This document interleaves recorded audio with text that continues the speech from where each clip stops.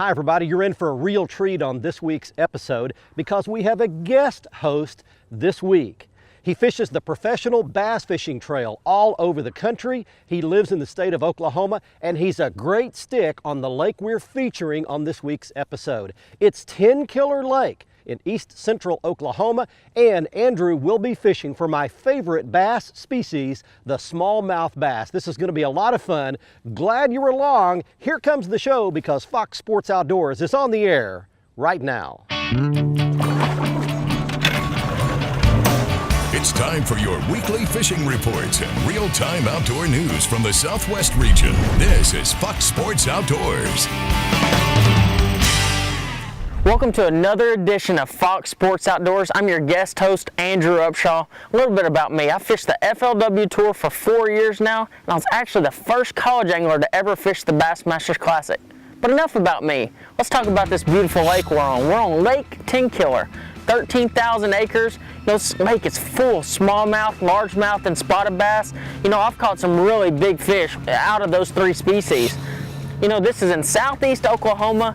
It's one of the clearest lakes in Oklahoma, and you can do a lot of different things from fishing in 30 foot of water to fishing the bank. Today, we're gonna really be focusing on catching smallmouth on topwater, whether it be on a stutter step or river to sea rover. And then we're gonna go fish the Ned rig. I don't know if you've ever heard of it, but this technique catches a lot of bass. So let's look at our weekly fishing reports from our insider reporters. But in the meantime, I'm gonna get this Z18, this Nitro Z18 launched. We're gonna get ready to go fishing. I'm gonna toss it back to FSN Studios for your weekend planner. The Salooner tables are predicting fair game fish activity for both days over the weekend. And peak daylight times for fishing are expected to take place around dawn each day in the morning and again near sunset in the evenings. Sunrise will take place at 7:01 with sunset occurring at 5:24. And the moon will be 67% illuminated. Stay with us for regional fishing updates from all of our reporters. And I'll return with 2006 Angler of the Year Mike Iaconelli on this week's Ask the Pro. But first, here are a few pictures from the Costa Catch of the Week contest. These photos were not selected as winners, but were still worth showing off. Stay with us to see this week's winner of a free pair of Costa sunglasses towards the end of today's show.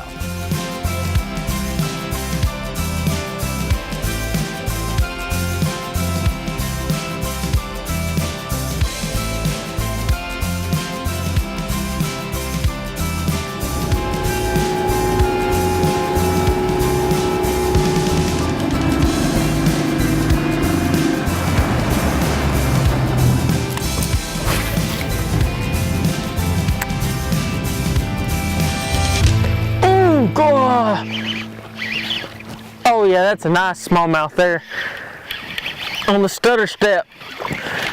Ooh, got it crossways. Ah, heck yeah, that's the way to start out the day right there. Look at that smallmouth. Can you tell if that fish wanted that bait? Look at that. Isn't that awesome? You know, what we were doing is fishing this flat point. We saw a bunch of shad blowing up on this point, picked up the stutter step, and fish blew up and just knocked it out of the water and came back and ate it again. When you're targeting fish on flat points, you need a topwater that's going to throw a lot of water, have a lot of action, and a lot of times it's going to trigger these really big, healthy smallmouth. Fox Sports Outdoors is brought to you by Excite AGM Marine Batteries. Starts like new, stays like new longer. Motor Guide Trolling Motors, because accuracy matters. Nitro Performance Fishing Boats. Champions aren't born, they're made. And Fox Sports Outdoors is driven by Fort Worth Nissan and Lone Star Toyota.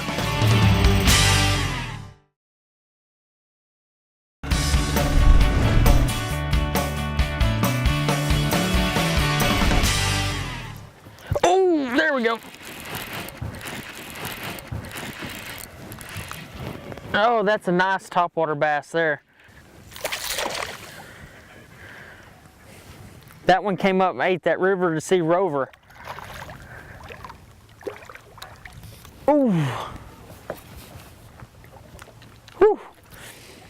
So what we've done here is we've come to this little bit windier bank. This is a real flat bank. We saw a lot of shad pushed up on the bank, and we came and found some fish kind of busting up on those shad, and Since it's not really windy, we went ahead and chose the Rover. When it's really windy, that's when you want to use that stutter step. The stutter step has a really unique action in the water. Now let's get you out to some local fishing reports from your area. Let's talk about fishing real quick. Redfish is pretty darn good. Most of our boats that are targeted redfish, you're either getting their limit of 20, 3 people plus a guide here in Louisiana, or to catch you 10 to 15. We did have one boat this week that come in with their 40 flounder. That's 10 per person plus a guide. Not enough cold fronts to really stack up them flounder yet, but they're there because, like I said, every once in a while one of our boats comes in with anywhere from 20, 25. This one boat had 40. As far as the freshwater action goes, well, I stopped by Parkside Grocery at Acton Marine on the Calcasieu River this week, and I had some guys coming in. I seen them, so I stopped by to see how they did. They did really well. They had their limit of bass, and there's some nice bass, and they caught them throwing a small Bill Lewis Lures crankbait. Not the rattle trap, but a new crankbait that Bill Lewis come out with. They said he started off catching a few on plastic worms. They said then all of a sudden about the third one, they opened it up to take the worm out and a bunch of shad spit up. They put on the crankbait in a shad color and started hammering the bass. As far as the duck hunting goes, well, talked to a lot of duck hunters this week. Seems like the people that are hunting in the rice fields are doing much better than the people hunting in the marsh. Lots of geese also down right now. We talked to several of our guides that were actually coming in with limits of speckled-belly geese each and every day and said it's pretty darn easy. But keep in mind, you can only keep 2, so you get about 4 hunters. Nothing wrong with that. That's a pretty good mess of geese. Right now, fishing and hunting is great all across Louisiana. Like we always say at the Cajun Paradise Lodge and Charters, come and get you some.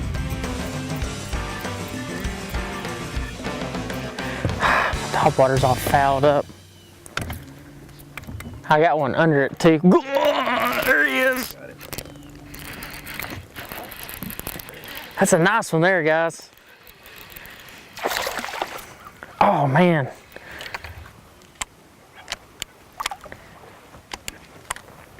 Oh.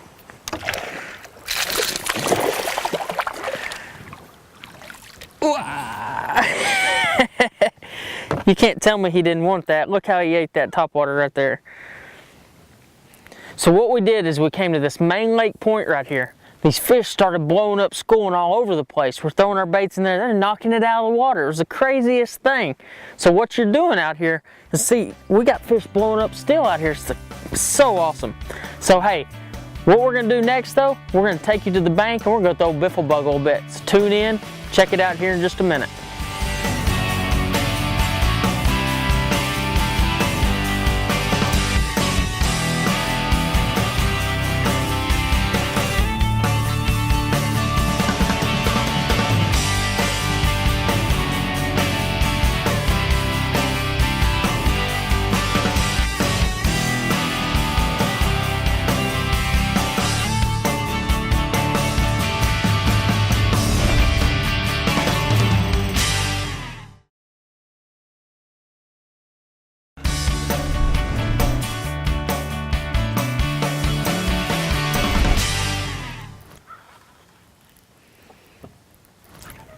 Oh, there's one.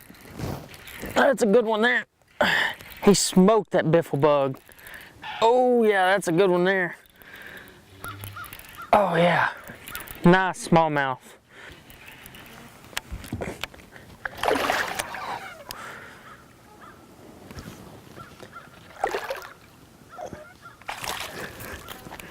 Whew. Man, them things are fighters now. I can't even get a hold of him. Now check that one out. Tell me he didn't want that biffle bug? Tenkiller Lake, this is an average size smallmouth. They get a lot bigger than this. I caught this one on a 7/16 ounce hardhead. What we noticed is there was a lot of fish up on the bank busting, a lot of bait fish. We had to start targeting a little bit flatter places, flatter banks, and that's where those bass were located. We're gonna catch more bass on this biffle bug. Here's some good fishing info from your local reporter. Hey, I became acquainted with Charles Jewell of Hilton, Oklahoma when he caught his second lake record largemouth on Lake Murray, February 2015, 12 pounds 4 ounces. Ever since then, he's been great about sharing information on the lake for me to share with you, and I really appreciate that. Finally got to jump in the boat with him on Murray this week. I'm gonna let him tell you what we did on Lake Murray. areas near the dam this time of year, I like to take a crankbait. When the wind's out of the north and blowing up against the dam on Lake Murray, it seems to really have a lot of bait fish crammed up against the dam. And I like to use a 6 to 12 foot deep diving crankbait in a shad color. Academy has the H2O baits in a diamond dust that works real well. And fish it and just hit the rocks. And it seems like when I'd hit a rock, a lot of times that's what will ignite the bite. I fish a reaction bait up shallow, generally like a swim bait or a sometimes a Senko rig weightless in the shallow areas. But when I drop off to the deeper areas, I slow down with a grub style bait, twin tail spider grub. 3 baits I always have tied on in Lake Murray this time of year in the fall: square bill, Senko with both ends dyed, a little heavier on the tail with the chartreuse, and twin tail spider grub with the chartreuse dyed. Now Charles tells us he can catch them all winter long, but he also says you can't catch them if you don't go. Oh, there's one. Nice smallmouth on the biffle bug.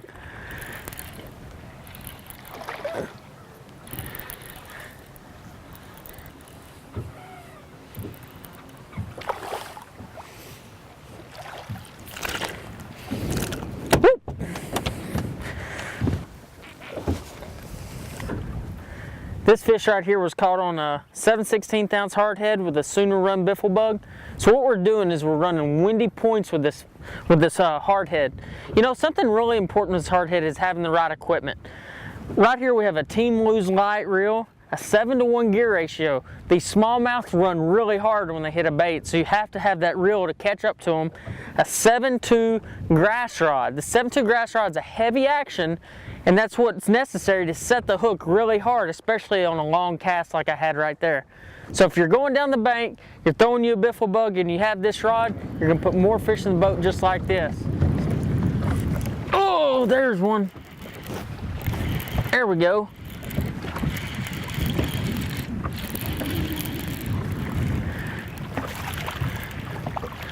It's a nice largemouth.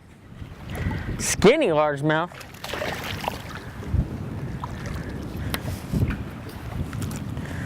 Caught this one on the hardhead again. Just goes to show you that these largemouth and smallmouths mix up in the same areas. As you can tell behind me, we have a transition bank from where it goes from red rock or pea gravel to a little bit bigger rock, and that's exactly where that fish was holding. But stay tuned, I'm going to show you a little bit more about that Ned rig and the Ned rig system with the Jingleroo inchworm coming up next.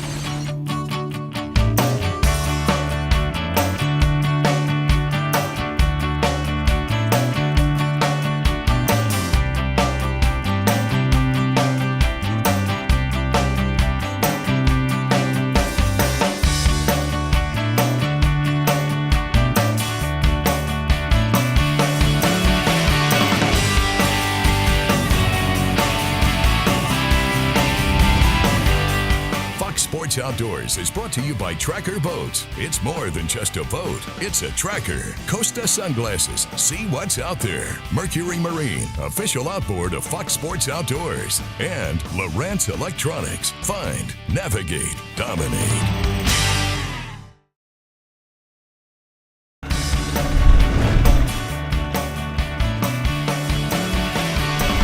I'm going to tell you a little bit about fishing the Ned rig. The Ned rig is a very unique bait system. Right here I have the new Ned rig inchworm by Jingleroo Lures. Attached to it I have an Outcast Tackle Chartreuse 1/16 ounce mushroom jig head. And what I fish that on is a 7-foot medium action rod with 6 to 8 pound fluorocarbon. I use a Team Lose 3000 reel. Now beyond just the bait and the rod and the reel and the line, the proper presentation is extremely important. There's a couple different things that I do when I'm fishing a Ned rig. One of my favorite things to do is throw it out there and dead stick it. Let it sit on the bottom, let that tail have a lot of action on the bottom, and move it a couple feet, reel it in, and cast again. Another really important technique to know is to cast and reel. So whenever you cast your bait out there, let it go down to the bottom, and reel your reel really slow. And what this is going to do is it's going to let that bait track across the bottom, a technique they call scrubbing. And you're going to be scrubbing the Ned rig on the bottom, and that's going to get you a lot of bites as well. Last but not least is what they call the hop and drag. So when you toss your bait out there, let it go all the way to the bottom. Once it gets to the bottom, you will hop it up every once in a while, and then you'll drag it. And then you'll hop it up, and then you'll drag it. If you try these 3 techniques, I'm for sure you're going to catch more bass on your next fishing trip. Oh, there we go. That's a nice one. Oh man, that is a nice, look at the color of that smallmouth, man. That is a dark, dark fish.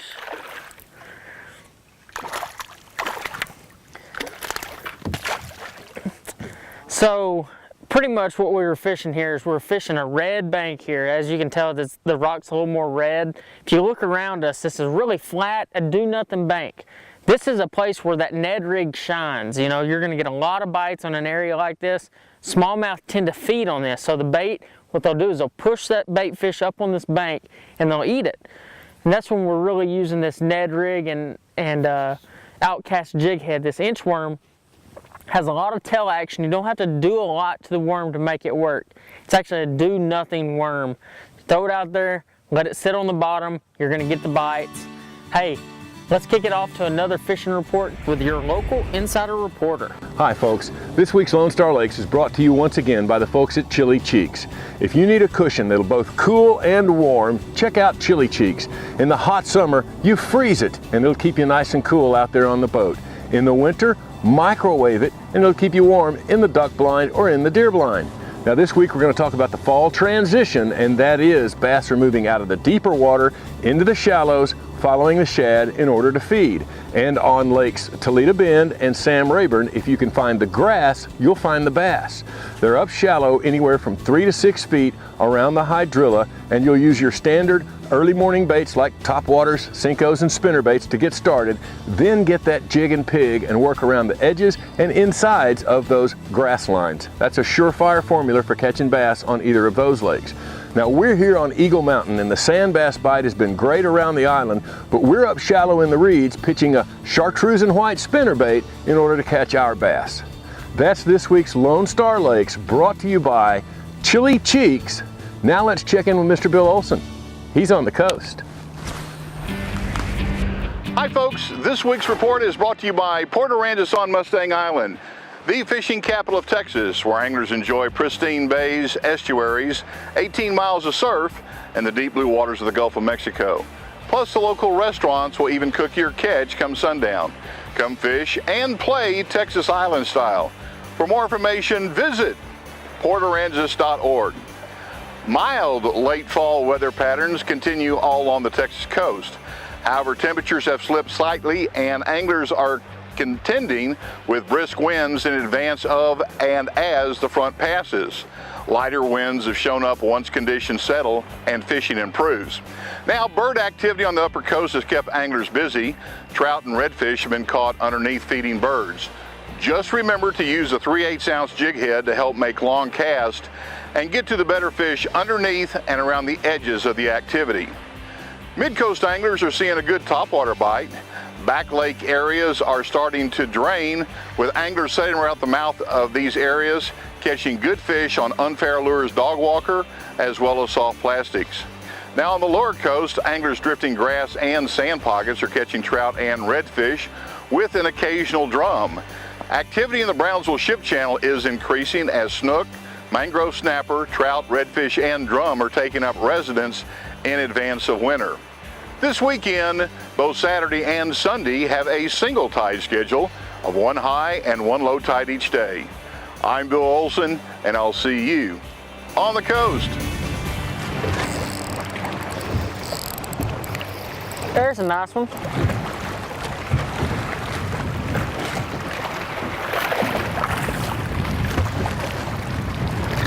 Nice little largemouth. Caught that one on the Ned rig inchworm as well with the chartreuse head. Something that's really important with this rig is to use a different color head every once in a while. I personally like chartreuse. I think it gives the fish something to hone in on. So next time you're on the water and you're throwing a Ned rig, just really focus on trying to do something a little different, whether it's dye your tail chartreuse or use the chartreuse head. These little tips will help you get more bites, especially, you know, fish a little bit bigger than this sometimes, but you know, I'll take any fish as long as it bites. Be sure to join Fox Sports Outdoors again next week, Thursday night, or catch the repeat airing Saturday morning at 8. And you can always watch the latest episode in full HD on the front page of our website at foxsportsoutdoors.com. And see lots of our how-to and product videos by selecting the How-To button. Join our online fishing community. Just click the like button on our Facebook page for access to daily posts with lots of fishing news, videos, and frequent giveaways. And stay up to date with all the latest fishing information and photos by following our Twitter feed.